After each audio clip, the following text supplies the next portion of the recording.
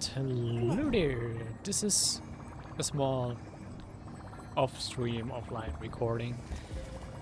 Since I've also mentioned, if you've watched VD or if you've watched the stream, we stopped before doing the nameless recollection from like we stopped before doing the nameless recollection of the last story part. So we still have that open to us. And since I've been reading / listening to them for like all of the previous versions, I just find it fitting that we would also do this for this part as well. Just because I don't feel like it's rich with the sweet scent of flowers. Streaming just for that, I'm here for a while longer. Little recording. Alright, and this like actually still is changed. There's also more in this V file. Oh, we actually have updates in these files. What are the updates? Except for me, as for computer, news comes to destruction and computer turns into became a Lord Revenger. Story data detected, syncing complete. Society ID recognized. System subject access granted. Welcome. Enter key. Yeah, we did. Yeah, we did hear about him being like the first of the Genius Society. So yeah. Oh, so this also reminds me. I wanted to double check something. Oh, that was stupid. Now I don't know which the new ones were.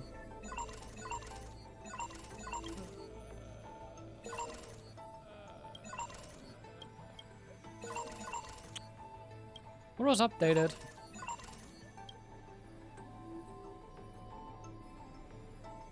The brain move of destruction is the brain move of birth. Okay.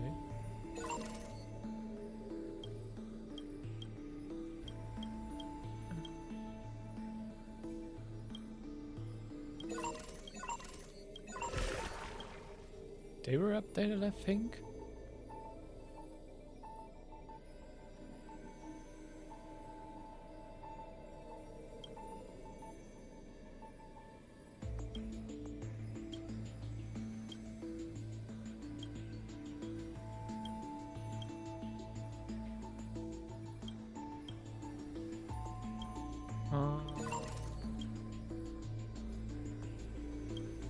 Am I seeing anything? This one was extended. We've been waiting variable March 7th for the event night.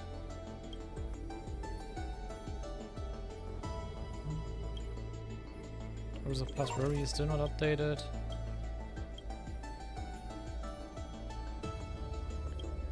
March 7th and probably event night.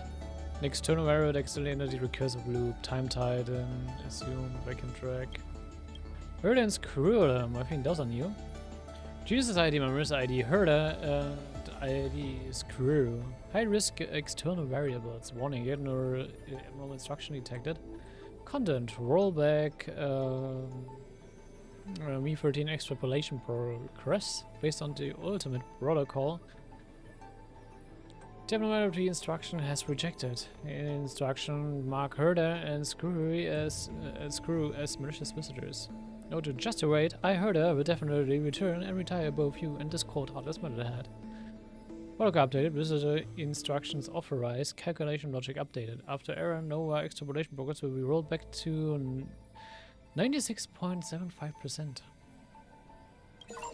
Nice. Maybe like 99% progress interrupted.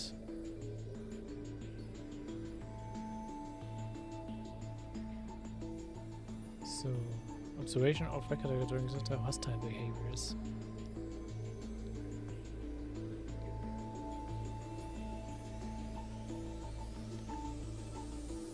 I think those are updated. This is updated due to the self-destruction of Nycos 496. A vulnerability appeared in the world pattern logic in the 34,550,337th recursive loop, assumed by variable Tamamo. The system assessment indicates that allowing Tamamo to act unchecked will, with high probability, cause the system's iteration process to stagnate or even regress. There's also a certain probability that it could lead to Deceptor's extrapolation propositions becoming self-contradictory.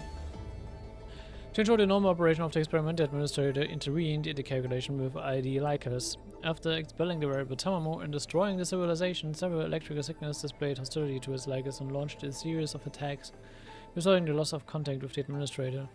Ah, that's what the others did in the loop.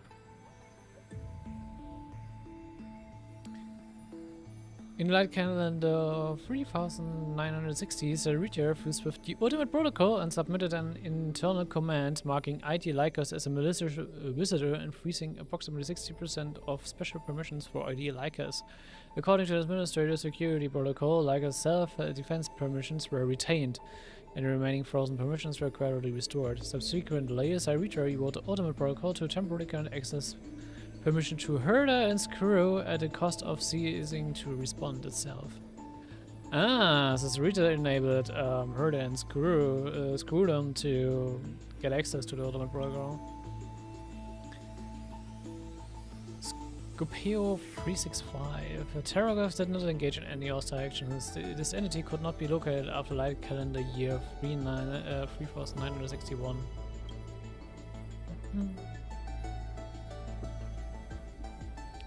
In Light Calendar 4029, Aglaya engaged in direct conflict with Lycus, but the attack proved futile. In the final stage of Aglaya's life, the rating of survival in its decision-making process approached 0. Castrange launched multiple front attacks against Lycus. It attempted to use collision detection to make Lycus cease to respond, but to no avail. In Light Calendar 4123, Castorus ascended to Demigod. Its mobility's permissions were removed and became fused with the coordinate Neverrealm.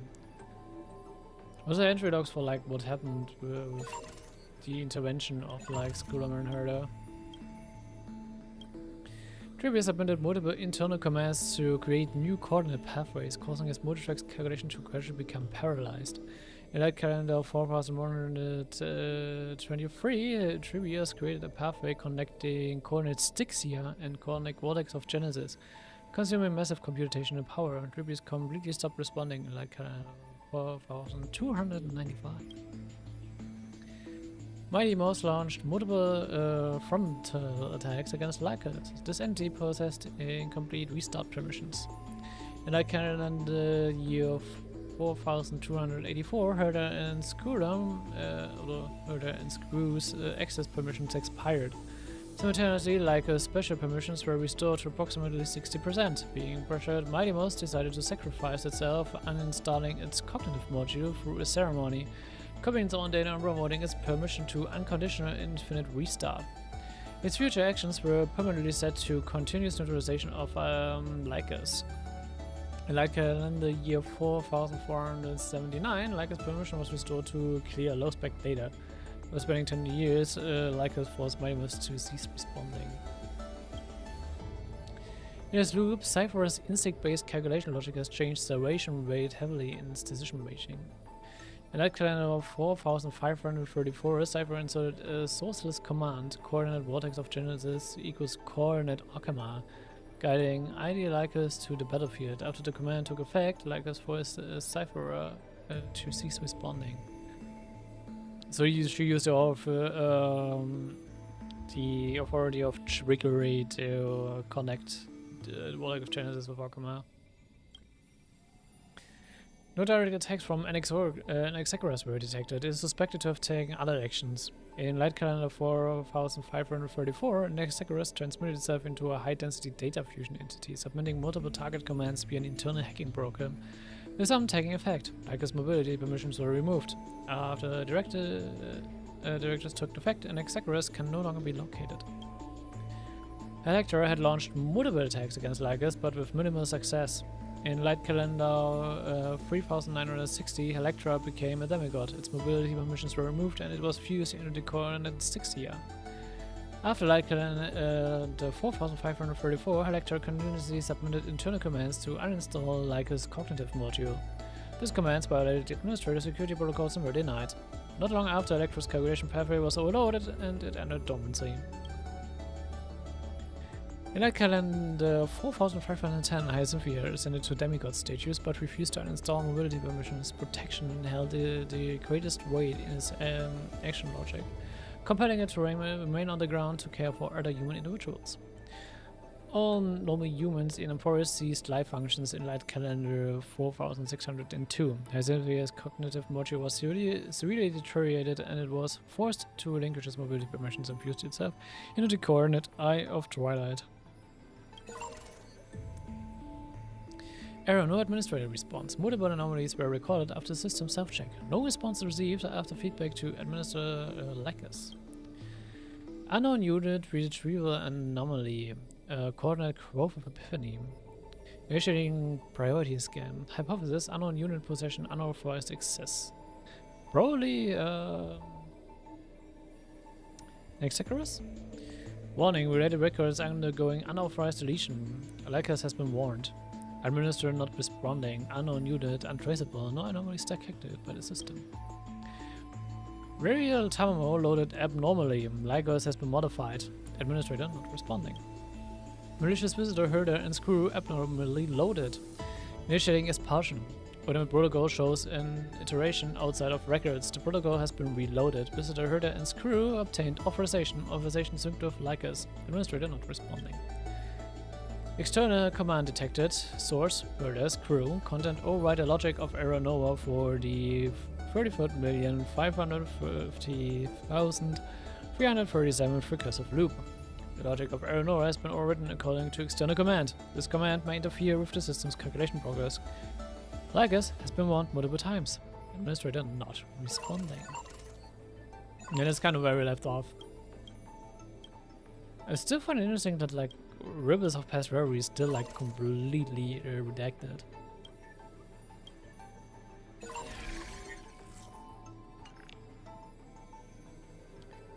Oh, let's roll in dynamics recollection, which what we actually intended to do. I have like 4? Yeah. Let's start with High Sealants. Ooh, 3 chapters for her. Damn. When entering the Flame Chase's currents for the first time, all the Swordmaster saw were colorful fish. She had already experienced the Imperator's dangerous games. She had long grown used to the giant beast's silent face.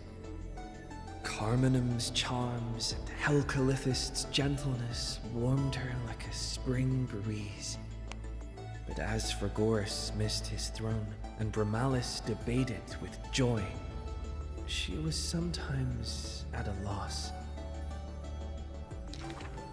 Occasionally, the Swordmaster would sink into hesitation, and even that messenger of fate could not get her to laugh.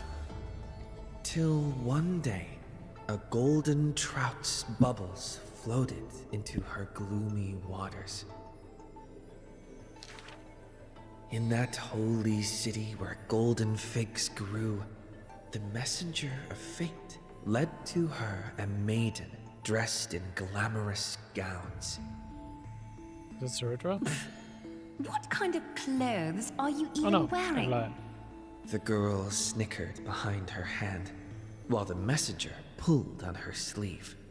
Aggie, don't be rude. Such hubris, delicate fish. Are you not aware that there's food on your face? Okay. The messenger's eyes opened wide. Aggie, you've been snacking behind my back again. Exposing me like this. I'll get my revenge. The girl ran away in a fit.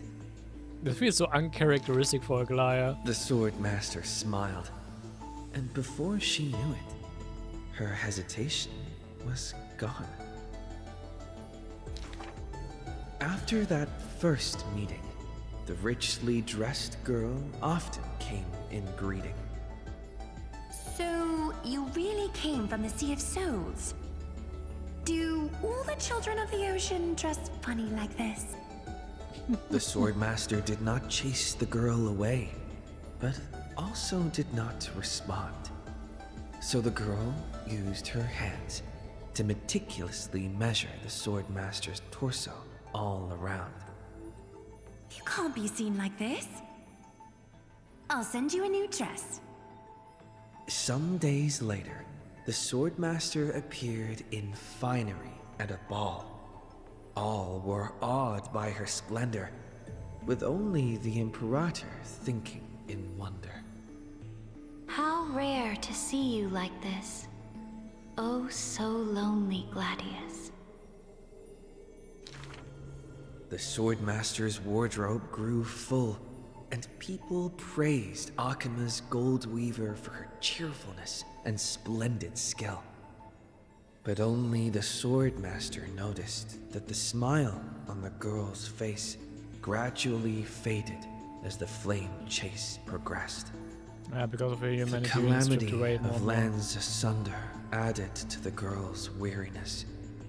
The Battle of the Grove robbed the light from the girl's eyes.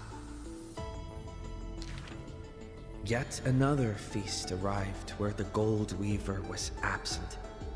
The Swordmaster donned the most majestic garments and gently knocked on that door shut tight. The singing voice of Dux Gladiorum hailed the prelude of the feast. Guests clamored and cups clinked, and only the Gold Weaver had no thought of enjoying the ambrosia. Who would have thought? I've sunk so low that I need you to comfort me. She gave a bitter chuckle next to the bonfire. You were as gloomy as the bedrock of the ocean when we first met. The Swordmaster held a tall chalice containing liquid pure, reflecting their two faces. I remember you were once curious about the stories under the sea. Then allow me to use my songs to reveal the past known to none. This ship is kind of going into like Aizen's and Aglia's relationship, and it shows like a different side from Aglia we haven't seen, where she is a bit more, maybe more human and has a bit of more like a childish aspect to her. And he just like apparently having being told not to snack behind Trevi's back and stuff like that. In the depths of the Sea of Souls was a kingdom of dancing ghosts. Its residents all had melodious voices, and music enveloped every ocean current. For the queen loved her people deeply, thus drowning out all sorrows and leaving only feasts and twirls. Only one rocky castle was silent, one belonging to the princess of the ocean, a princess named Electra. Were a monster of the depths to invade, the princess would raise her sword to engage. The people always rang her triumphs before she returned, for her swordsmanship was superb, never suffering defeat. Princess! Come enjoy the feast with us. The triumphant people raised their glasses, yet she declined, with a smile and a wave. The children of the sea thought she was shy, but little did they know that in the dead of night, her castle too echoed with music. Though that music was loud, twisted, and invoked spite. Before a song even finished, the princess was already biting her lips, and the sea foam brushed away her tears. All of your people sing and dance with skill. So why do I alone lack a good singing voice? The princess wept, her face on the queen's knees. The ocean's favorite child can control the waves and is invincible in battle. In exchange, Talantin took away your singing voice. But she did The her good singing queen voice, though. consoled the princess, caressing the other's hair bun. Finally, she relented and took a chalice.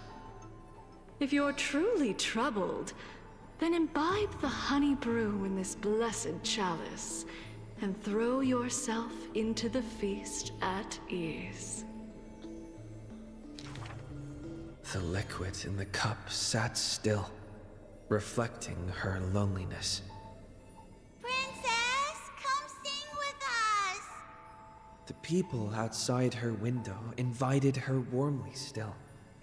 I just forgot to wanted to double check something. She Again. finally ceased to hesitate, Just remembering right now. drinking down all the honey brew in one swallow, and leaped into the crowds. She played music and sang, smiling and dreaming. When her song was over, it felt as if waking from a dream. The people rushed to raise their glasses. But as soon as the honey brew touched her lips, the princess plummeted to the ground, and her cheeks became rosy in drunkenness.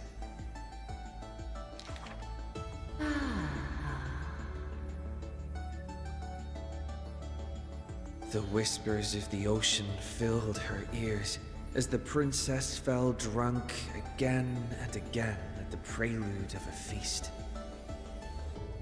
Seems like you still have not been able to get rid of that curse.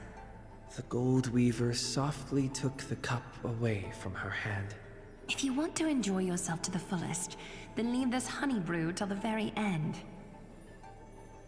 She smiled, I didn't like the then taste of tilted the alcoholic. cup towards the gold weaver's lips. Even if one is burdened with imperfections, I beg you to remember not to refuse that sip filled with fantasy and dreams. It's kind of like to sound like as if Hazelin is kind of an alcoholic.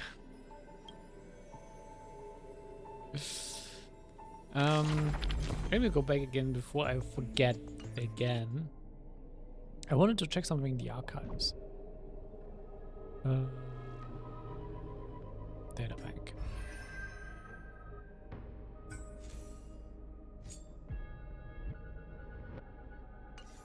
Or do I have to actually go onto the ship? Let's see. Here.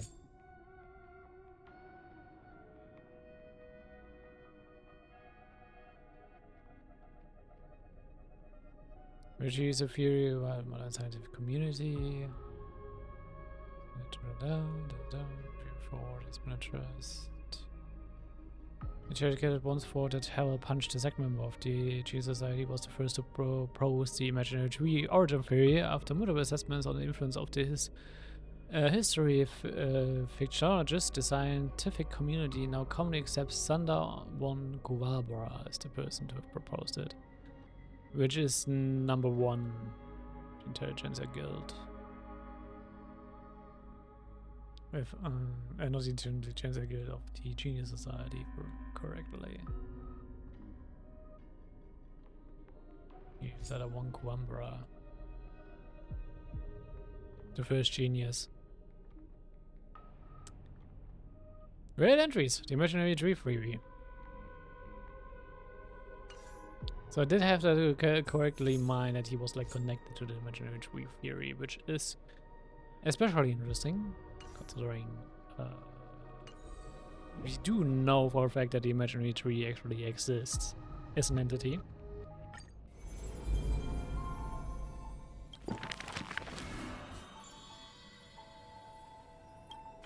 No. Let's continue on with this. She returned home after many years. The princess of the ocean stood alone with her sword drawn, stepping over the blooming blood of her peers. Before her, the creator of the sea sirens and the mother goddess of feasts was already sinking into the drunkenness of imminent death. Cool for me, Electra. Whether it's crystal clear honey brew or that heretical calamity. When the blood pact of the law won over the ocean's core flame, the sea siren once again lost her melodious voice. I'm willing to accept the final Imperial command. But it is a pity that our feast was ultimately a mirage. The deep sea became a silent place of dwelling. Hugging her knees, Electra locked herself in.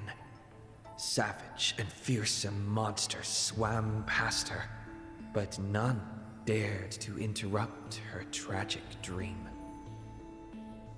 Till one day, a golden trout's bubbles floated into her gloomy waters. Long time no see, Gladius. Excellent. Now you have truly become the ocean's bedrock. Old friends met again, and new friends came in greeting. Many messengers came in company. The playful kitten hid behind the golden trout. The butterfly of the deadly shadow fluttered in courtesy. Cyber and If you don't mind, The resplendent pearl sparkled.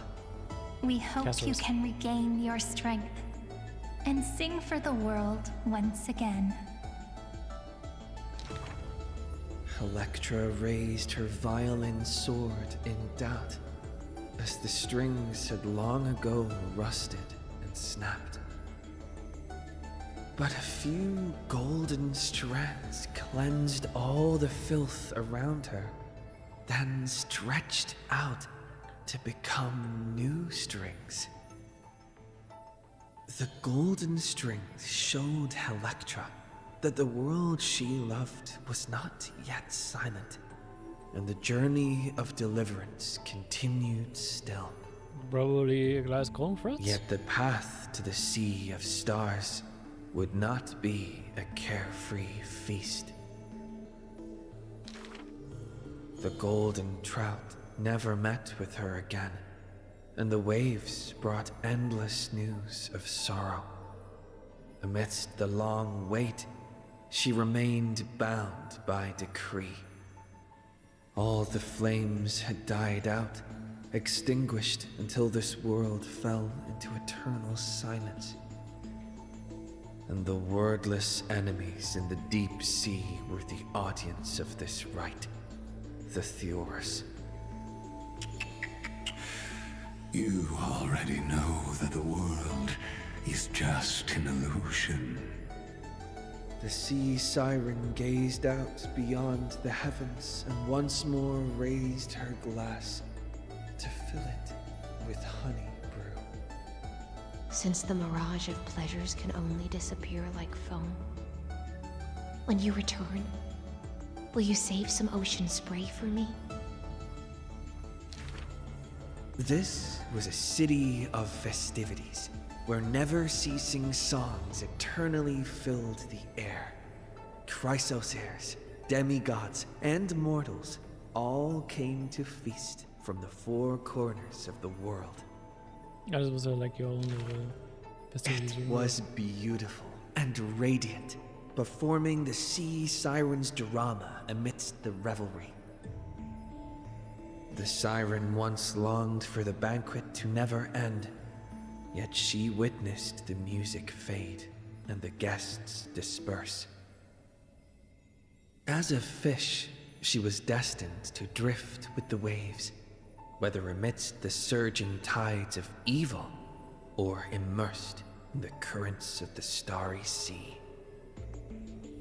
Until a millennium later, when the fish from beyond the sky finally took their seat I enjoy banquets. How about you, little Grey Fry?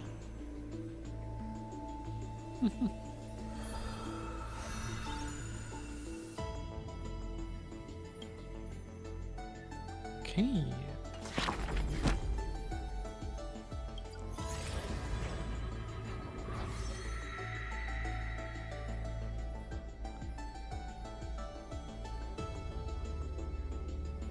Are these two only of like Act 2, or is it only on Act 2 because I haven't watched them yet? Let's see.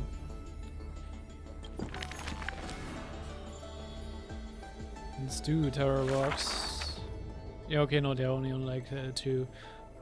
So we probably will be finishing up like High Instance Redra next up and maybe get all of the remaining 3 chapters for those two. For Terror Rocks and...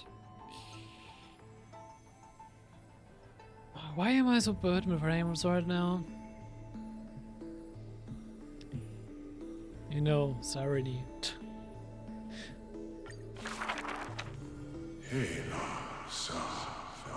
You're the orders of countless beings and must protect these brothers and sisters. In the years spent wandering the earth, the giant dragon always remembered the Titan's words for their worth.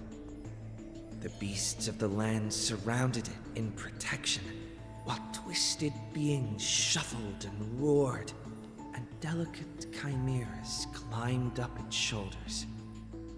After the tiny humans came into being, they dashed alongside the giant dragon, then, in the blink of an eye, disappeared across the land.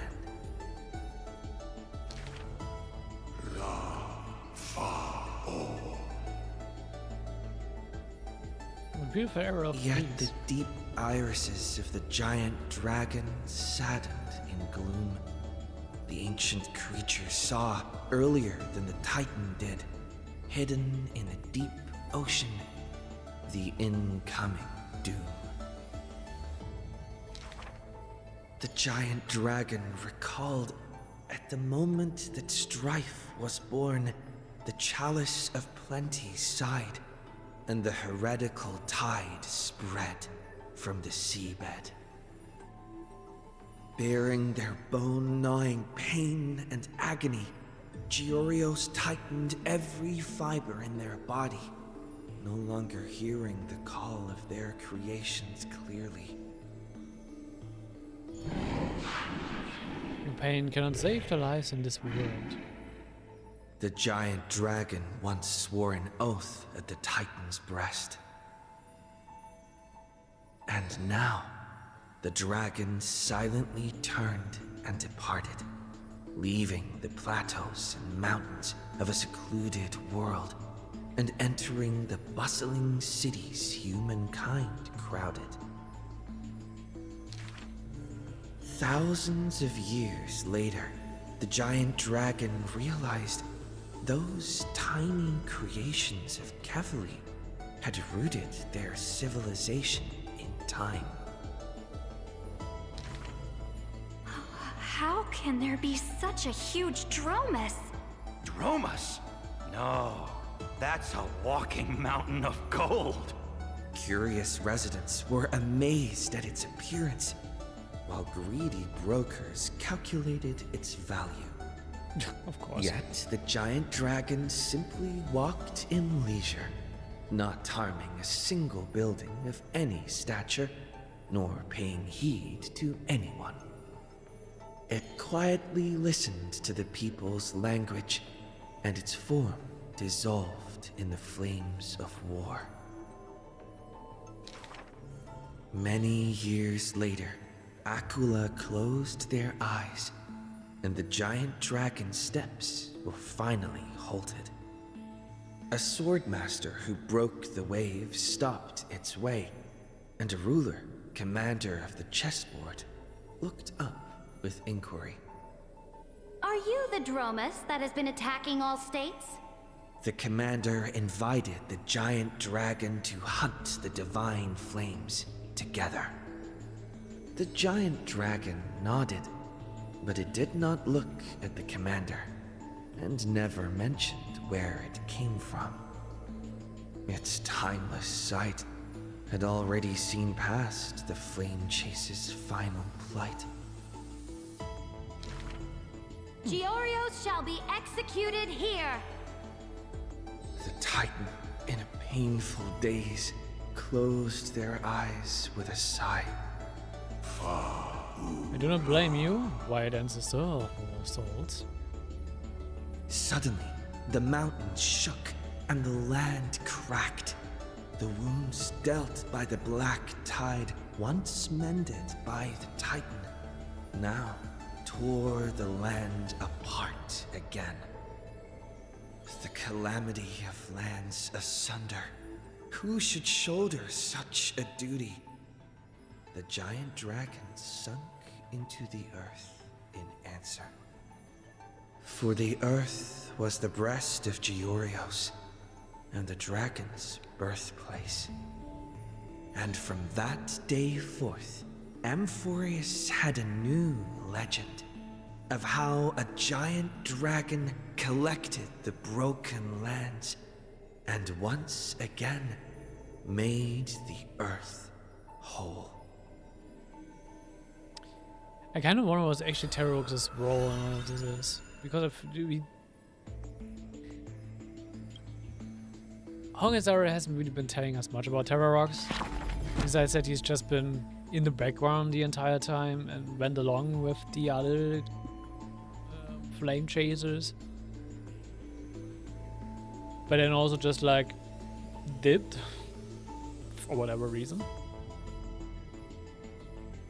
Probably to hold back the Black Tide, as it's like suggested in the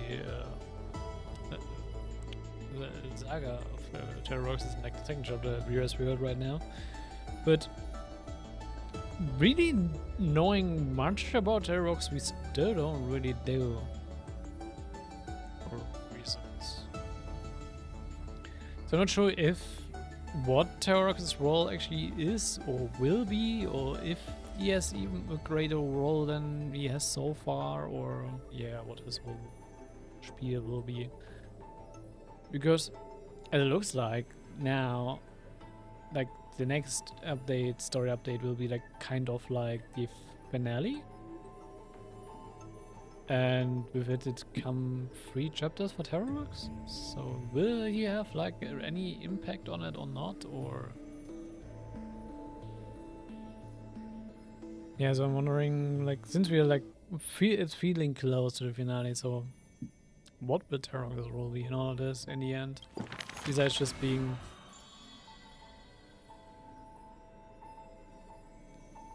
a background character, really, to all of this? Like all of these characters had like their spotlight, one way or another, for like one of the versions. Like at the beginning it was like Eglaya and Dreamy. After that we had like Fine and Mighty, followed up by Casros and Nexagoras, then Cypher and Hyacinthia. Now Hyacinthia and Saritra. Sarini always has been like in the background, just doing stuff, but yeah, she's becoming more important now, and what's with Terrorox, really?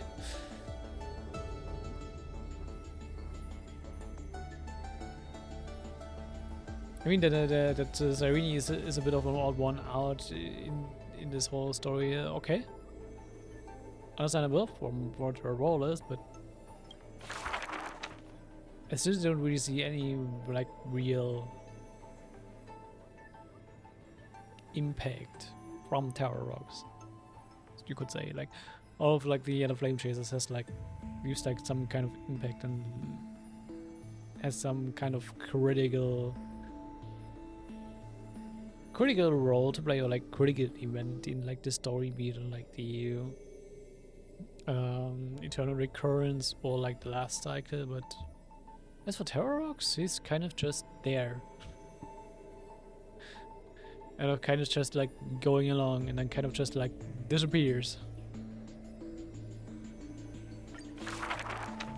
My friend, wait, have you heard of the rosy celestial maiden. This saga is actually called Evernight, not Cyrene or Mem or anything, but it's actually called Evernight. Whether in a corner of the archives or in the depths of a cave, you can always find legends about her. And the jellyfish symbol on it is actually looking more like the things accompanying Evernight than actually being like a proper reference to Cyrene, so curious? Just noticing that now, but curious? She had hair like a rosy pink dawn and a smile that could thaw the most glacial ice. Some say she was Nikador's nemesis, while others say Nestia was infatuated with her. Oh, mysterious and beautiful celestial maiden, how I wish to turn into a slate, forever etched with your tale. Many claim to have seen that celestial maiden, either in the half-remembered dreams of early morning, or in the gossip and whispers after supper. She once whispered in my ear. She once saved my life. She gifted me an ice crystal! Her worshippers recite her deeds, even writing some This is into not about family Cyrene. teachings. Curious poets ask up and down the land, only to find that the details of these encounters are difficult to recount, even for the witnesses themselves. In the entire holy city, there are none who can provide proof of her existence. This is not about Cyrene. It is not known since when the Celestial Maiden was always mentioned together with time. People recite her name during prayer to beg for miracles to appear faster. It is said that even in the selection of priests of time, girls with pink hair are preferred. They still didn't He pick gets me. extra criteria. Maybe I need to go dye my hair. The brunette candidate was upset, but the examiner responded with a smile. Don't forget the Healer of Twilight. Has a head of pink hair. She's a descendant of the sky. True. Scholars and poets discuss at length the origins of the rosy celestial maiden, but all mothers tell the same tale. That princess came from beyond the sky. Her shooting star, like crystal ice, pierced the fog of the Veil of Evernight. She made friends with the Titan, and whenever the month of Evernight descended, they would meet again. The children loved that tale. Therefore, as the moon turned and shifted phases, the story became true. But someone always questions, unable to read the air. There are no worlds beyond the sky. So how can the rosy celestial maiden come from there? You're wrong about that, dude. Rosy celestial maiden. A world beyond the sky. The reckless adventurer takes out the photo stone, claiming it is the true work of the rosy celestial maiden. The citizens laugh at this tale, with few accepting it as true. After all, long before the guests beyond the sky arrived, the legend of the rosy celestial maiden had already covered the world. So, my friend, have you really heard of the rosy celestial maiden? Okay, I'm actually quite sure of this. Now this is not talking about Cyrene at all. This is not about Cyrene.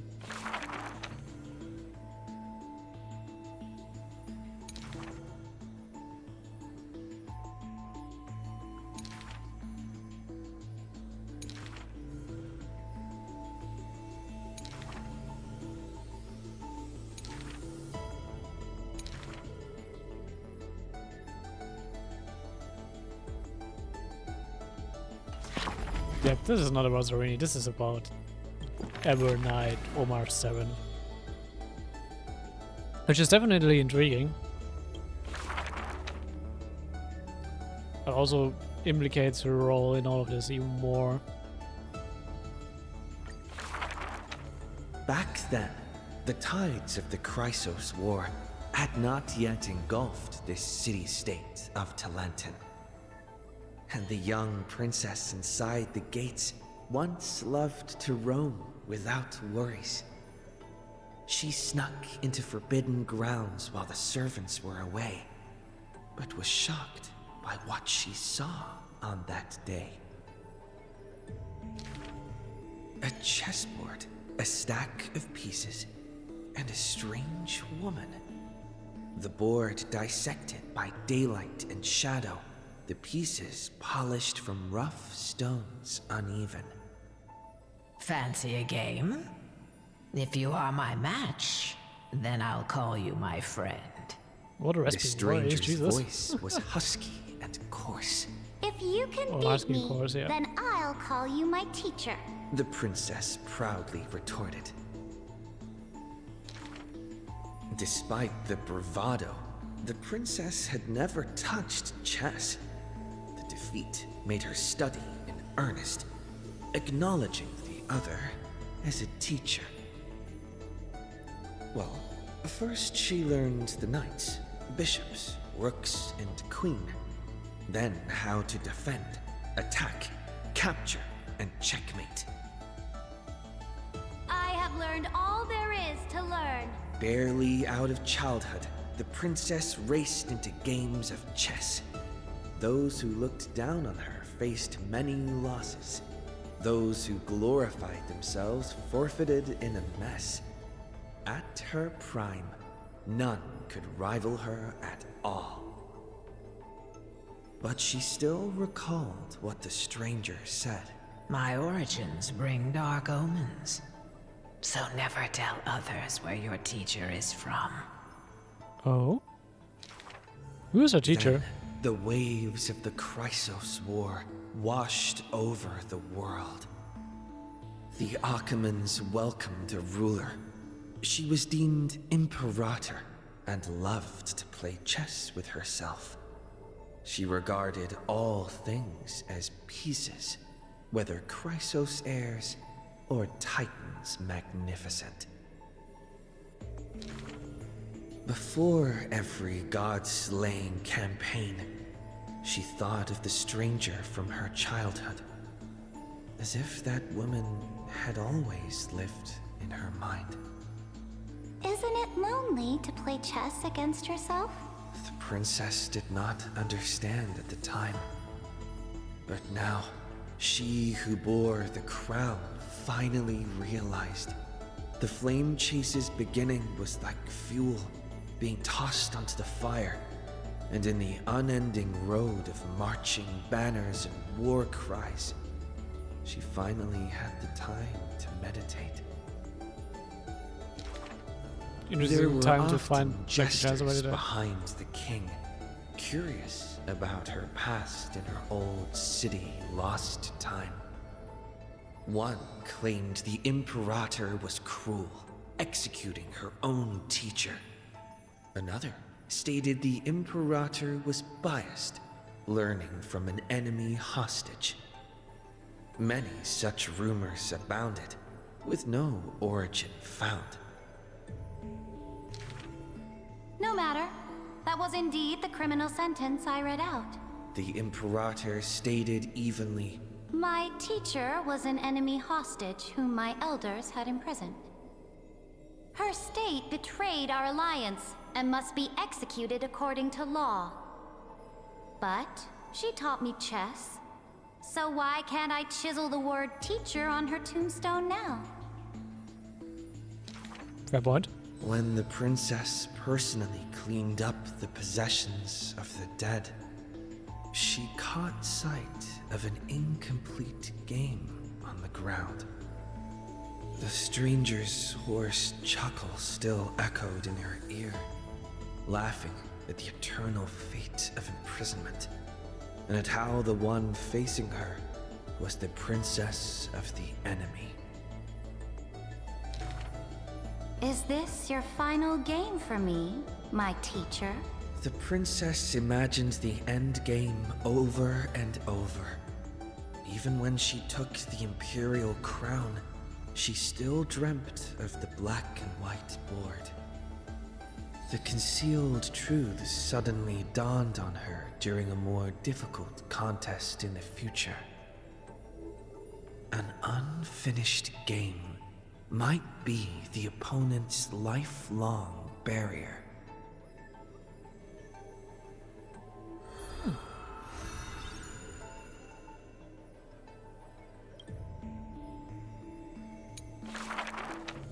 The Imperator's army stormed into the northern states for the first time, passing through city gates scorched by war.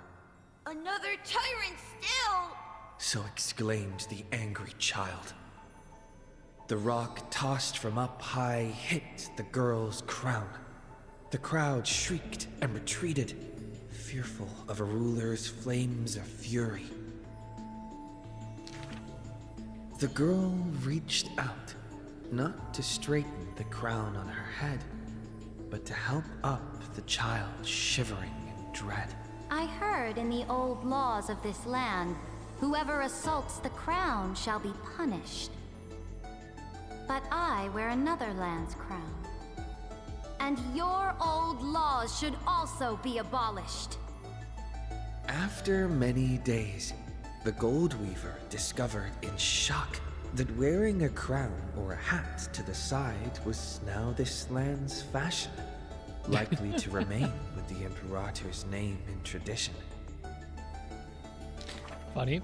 The so-called heroes with golden blood in their veins all have the qualities to fight for the core flames.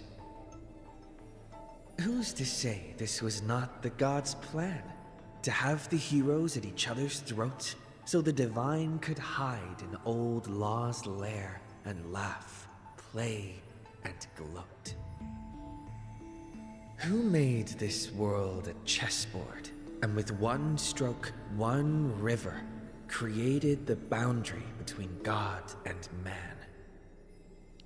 Lagus. Dux Gladiorum. Dux Carminum. Dux Helcalithist. Dux Fragoris. Dux Brumalis. Heed my call. The girl stood before a mighty army with her scepter. Today, I will insist on crossing the Rubicon. Gather the might of all heroes and begin the journey to slay gods! Half of the core flames were now in her hands, and the hidden trickery titan stirred, leaving taunts.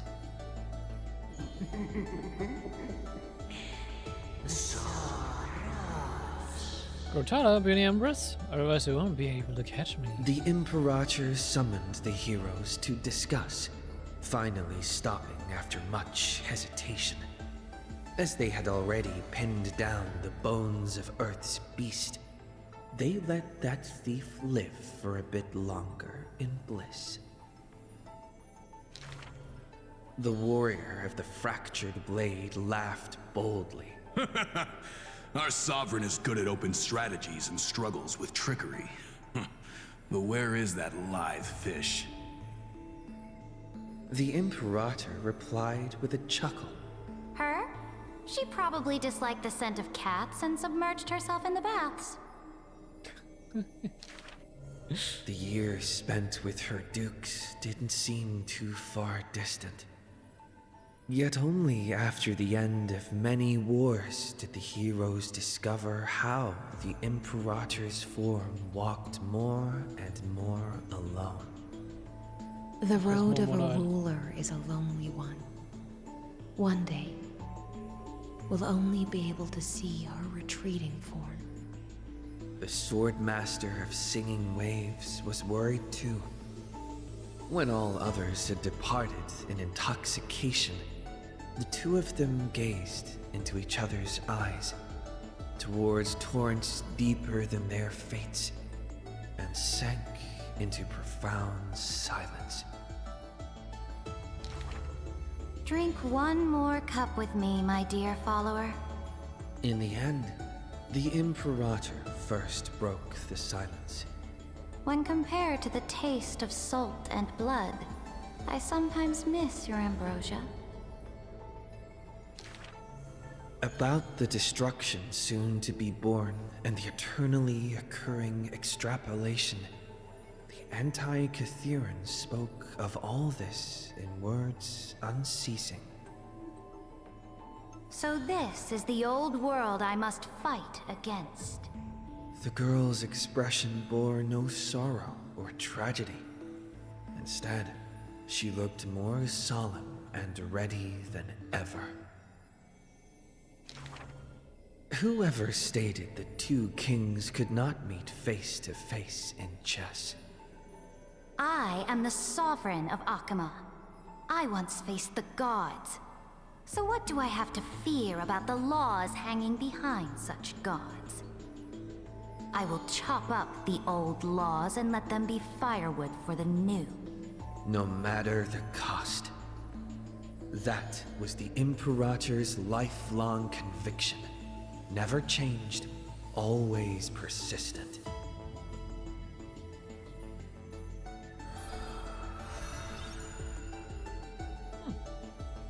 Interesting. I'm still not sure how I should feel about Saritra, to be honest, about like her personality. She is kind of a tyrant, but she's also doing good stuff. But she's still a tyrant.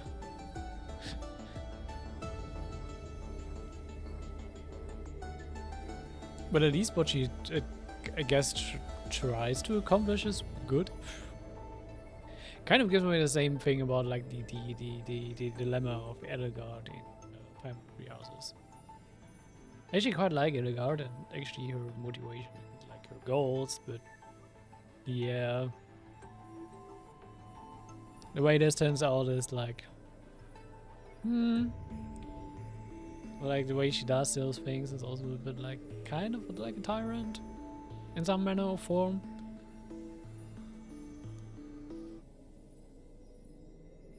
Or at least she doesn't like shy away from like doing bad stuff to accomplish her goals. Same as like Saritra is doing, I guess, with when she's saying like no matter the cost. I dreamed that the Imperator's statue stood before the world-bearing altar, her gaze level with that of the gods. Then, blood gushed out from the statue's orifices, and the people, in cheers and elation, washed their hands in that golden blood. The tyrant's life will end with violent death. None will weep, and all will cheer as her statue topples. She will die before the dawn comes. A vengeful aristocrat, one whose title was stripped by the Imperator, thus spoke. We cannot agree with your excessive deeds. You have imprisoned Trebios' split selves, demanding that divine authority regress into the ruler's mouthpiece. We will reveal your future with the prophecy, and tell in truth. Your crusade will indeed be a smooth path, yet in the same breath, we see omens of your death, a demise in an absolute pure darkness. Even so, please excuse us, as our eyes continue to be drawn to your crown's flames.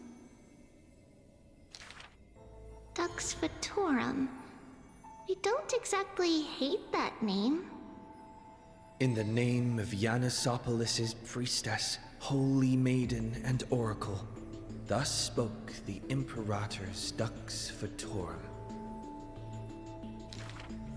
Allow me to remind you, your life is now on a countdown with the fall of law, and you will become law. I like the other protocol. Must confirm, is our deal still going strong? Is the future I promised you more satisfying than the future in the prophecy? Ah, you are as resolute as always. Good. Oh, as ever, this prison of gods, amphorious and all mundane in average worlds, needs someone like you. A daring ruler. Let us end this despicable extrapolation together. I find it quite interesting that we're getting like this is like actually more like others talking or speaking to the Saridra than actually speaking about Saridra herself.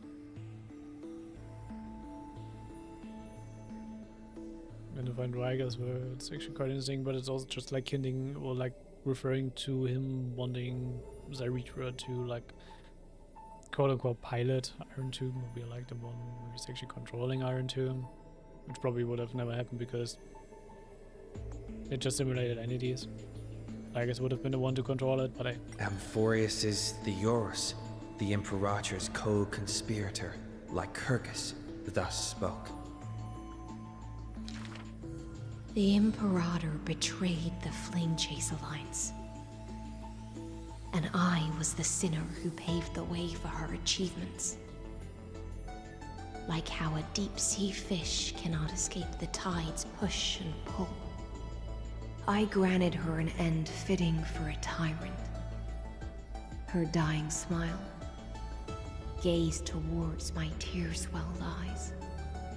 She commanded me to wash away all sins and filth, and return a blinding dawn to the holy city. She commanded me to set up stones and monuments, in lightless seabeds to commemorate our friends. But who will remember her achievements? I will rest with her in a lonely song. Electra, the last heir of the ocean, who played music on the waves alone, spoke thus. Please record the truth of my life, dear author. No need for words of praise or solemnity. Just as I once instructed Dux Carminum.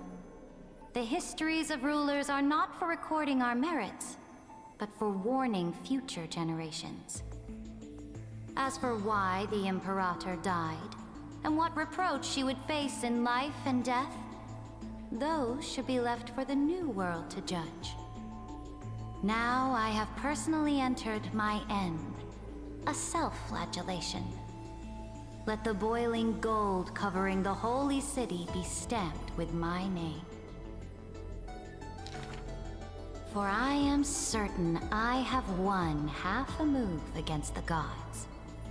And this unfinished game will be left to the future to reach completion. Saridra, the only Imperator the holy city had ever seen, spoke thus. And this unfinished game got a hold on a pause at its climax, right when it was about to resume.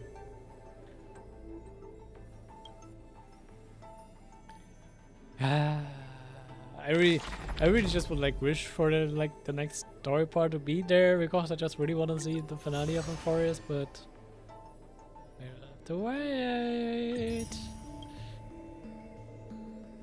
But in the same way, at least the Honkai Make Sure its story part is out currently. So I will be doing that soon enough. Actually, probably this weekend. So I'm recording this like on the first day or on the first day night. We'll already upload this for Friday tomorrow midday. So yeah, I'll probably have the time on like the weekend to do the Honkai Make Sure part, and also really want to see what happens there. We kind of like had the conclusion of with like Helly and Carly now, with Carly being brought back to life somewhat, or like her consciousness being reconnected to her main body outside of the computer. Of like the quantum computer. And her having like gained actually like the power of permanence. I actually bring that back because I think it actually is kind of a one aspect I've overlooked with Naralab. She actually called herself a scion of the abundance, or like not of the abundance, a scion of permanence. Which actually is literally the same thing called of like others who like lived under Lan, like the Eon of Permanence, and with the Vidyadhara and like other entities which are like linked to the permanence being scions of permanence themselves, and probably Dan Hang actually himself, or like Dan Fang himself actually have been like a scion of permanence. And now that having that connection drawn to like Coralie of all people, who will at least like inherited like the power of permanence and inherited the power of like a scion of permanence, being connected to that in some way now is quite interesting. Actually, is like scion of permanence is actually like an entry here? Sign of permanence? Where is it? I'm curious. Like the permanent assassin, we don't have like much entries about like permanence. Go to equilibrium, then you can Mara. Even here we don't have like anything about like Lan of the permanence.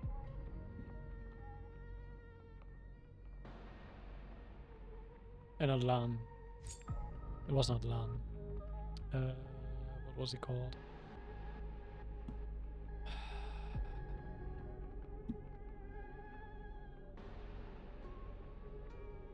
Star.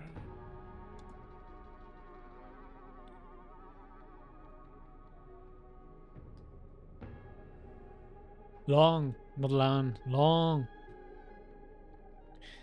Mere names. You have no entry for this for like for long here. Nope. You're just linking enough. Especially considering that they're not like making a thing of them being also relevant for Honkai Back Third in a way. If anything here about long? Relation, remembrance, preservation, erudition, destruction, abundance. Nope.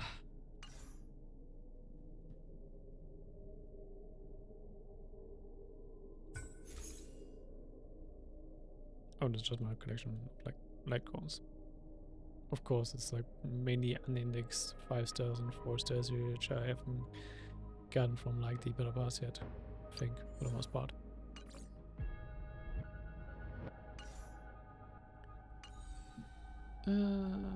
Or the Battle Pass from like the Nameless Honor.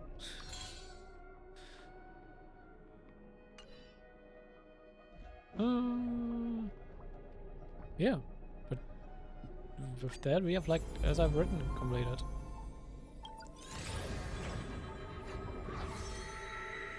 And so like only, also, those two will definitely be like finished next time, next to Ritra and Sealants. So I'm curious what like the next chapters of Terror Rocks will entail, Nevernight for that matter.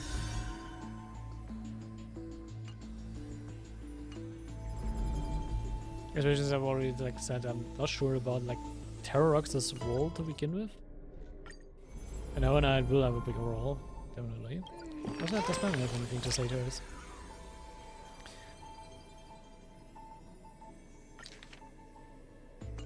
I don't know, you know, I've always had a soft spot for you. Oh yeah, okay, that's like stuff we already watched. But there's a lot more. Who's my best partner? Alright, there's like this encryption key stuff.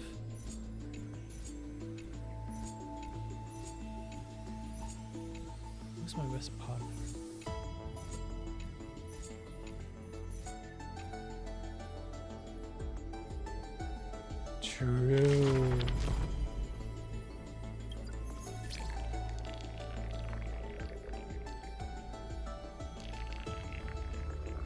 I'm still not sure what the keyword for that is. Actually, since I'm already here,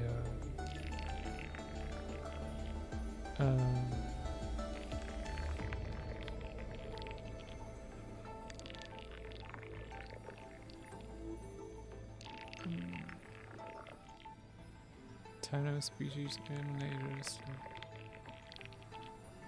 Activity.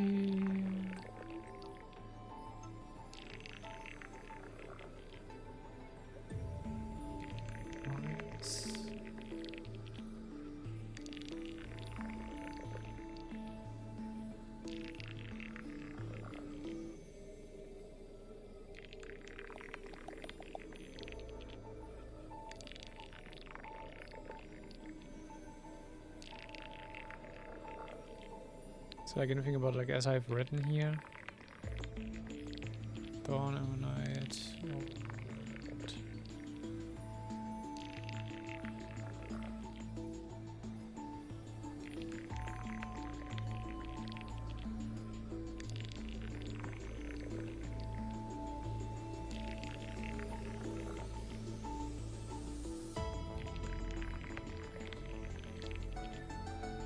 I'm just hoping real quick if I find anything about it, like it's written.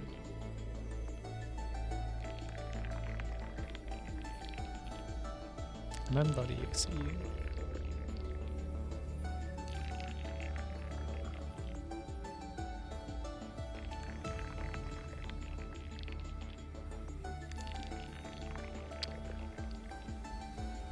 Stop by playing random videos page. So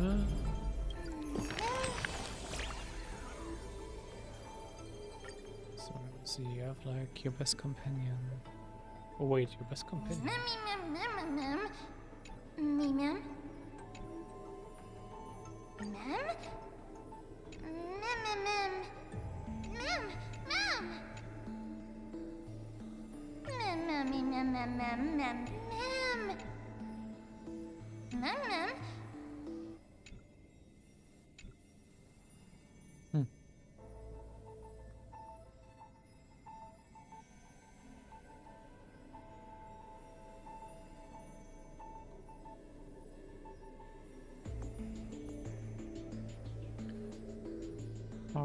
It's not saying anything about like the keyword, but it's definitely like people who have like read it.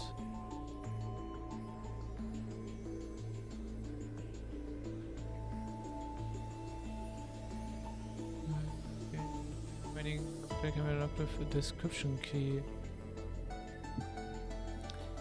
Really?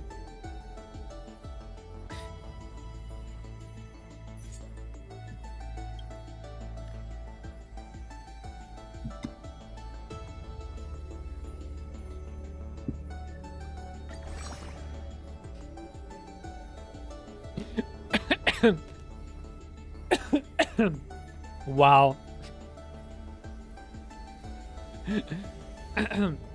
Just wow. I guess we have a bit more to go through. Mem. The tales are like, even though I've heard these stories before, they're just captivating as ever when you tell them, Tamamo. When the stories ever get old?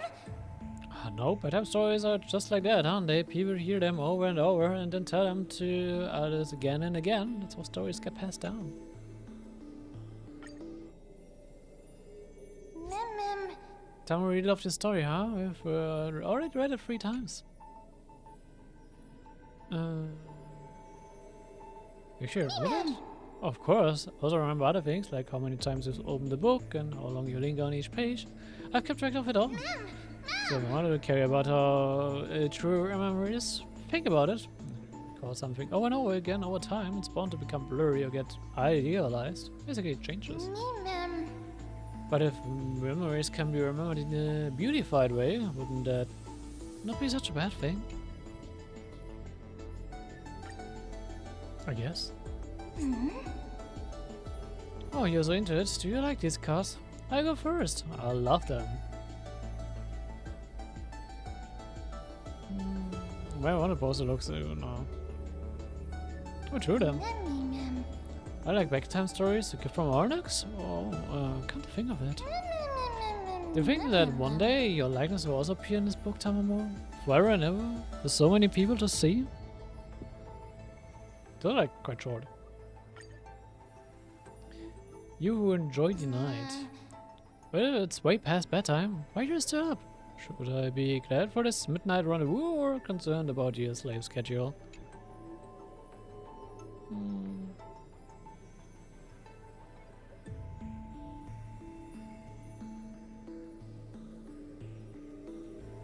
That's normal routine. Whose normal routine is it anyway? This one do. Sure, you look great, but you've got to look after yourself too. But hey, if you got something on your mind and can't sleep, don't worry, stay up with you all night. The night stretches on forever, and don't sit here feeling lonely. How about a smile? Actually, didn't I try the Trailblazer name last time I wanted to like figure out the encryption key for this? I did try a few things with like Mem, Sarini, March 7. I don't think I used the Trailblazer's name. Or like my name. Or did I not? I feel like vaguely remembering did I try it. But maybe it was not unlockable in the last version? And was only in this version? Maybe. You bask in midday light. But how more look at the time if you probably.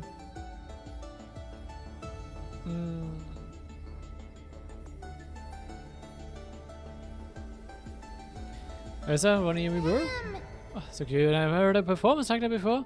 If it's Tamamo, it must sound delightful. What is this weird response? I'm just in my rear right now, and I was hoping to invite you along for a walk. The midday sunshine is lovely. Come on, try it. You see how comfy it feels. Okay, you rise with the morning sun. How, why aren't you all fluffy in my dream this time? But I'm always fluffy, Mateo. What do you mean I'm not fluffy?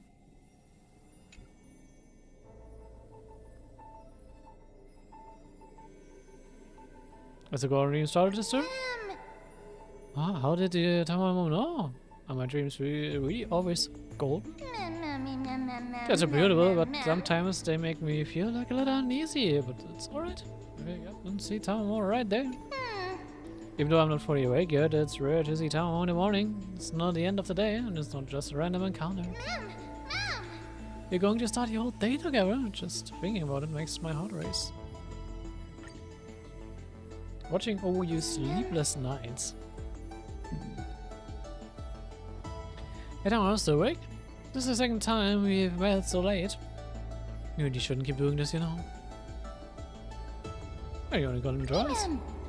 That's just my song. If that's the case, I'll have to check in on you every day. Okay. Keep me company when you're down. Oh, Tamamo, what's wrong? You look so tired. Are you sick? Let me check your forehead.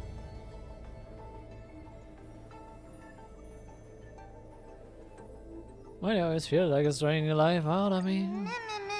See, it's been a rough day. If I pet something fluffy, it will help you feel lighter. That's what people say. Wanna give it a try? But it's good if you're alright. If Mondays really get you down, then I'll stick with you through this dreadful day. Patiently listening to all your complaints and stories. You're spicing out. I've noticed you've been still for a while now. Are you lost in thought? Asleep? Or maybe something's bothering you?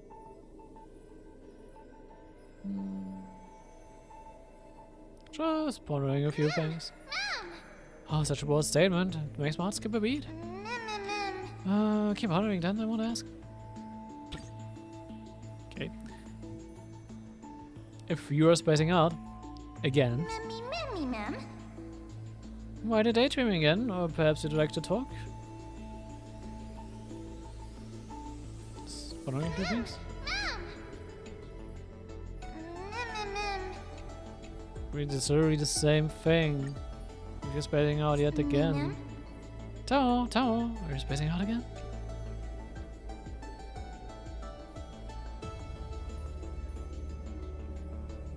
I'm thinking about my own things.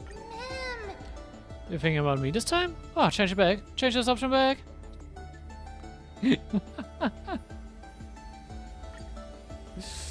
Okay. Interesting. They're mainly funny. I'm not really sure what they're actually doing. They also feel like a bit...